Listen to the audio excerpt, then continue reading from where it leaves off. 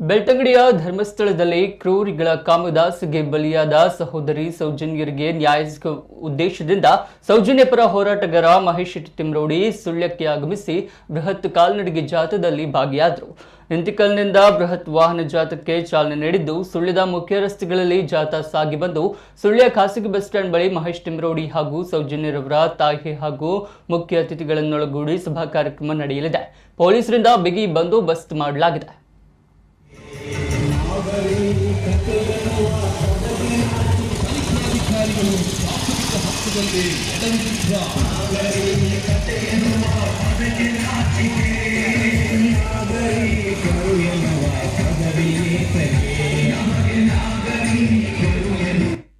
ಸೌಜನ್ಯ ಸಾವಿಗೆ ನ್ಯಾಯವನ್ನು ಆಗ್ರಹಿಸಿ ನಡೆಸುವ ವಾಹನ ಜಾಥಾ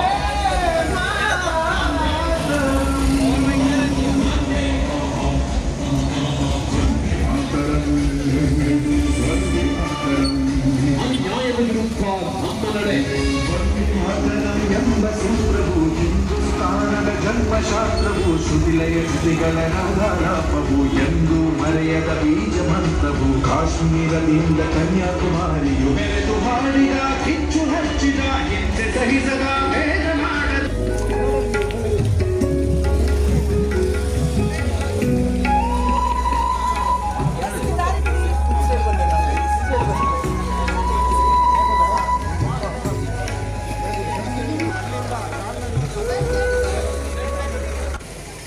ಆ ನಿಟ್ಟಿನಲ್ಲಿ ನ್ಯಾಯ ಯಾವತ್ತಿದ್ದರೂ ಹೊರಗೆ ಬರಬೇಕು ಎನ್ನತಕ್ಕಂತಹ ಉದ್ದೇಶವನ್ನಿಟ್ಟುಕೊಂಡು ಸಹೃದಯಿ ಒಂದಷ್ಟು ಮಂದಿ ಸುಳ್ಯ ತಾಲೂಕಿನ ನಾಗರಿಕ ಬಂಧುಗಳು ಹಾಗೆಯೇ ಪರವೂರಿನ ನಾಗರಿಕ ಬಂಧುಗಳು ಸೌಜನ್ಯ ಪರವಾಗಿ ಹೋರಾಟಕ್ಕೆ ನಿಂತಿದ್ದೇವೆ.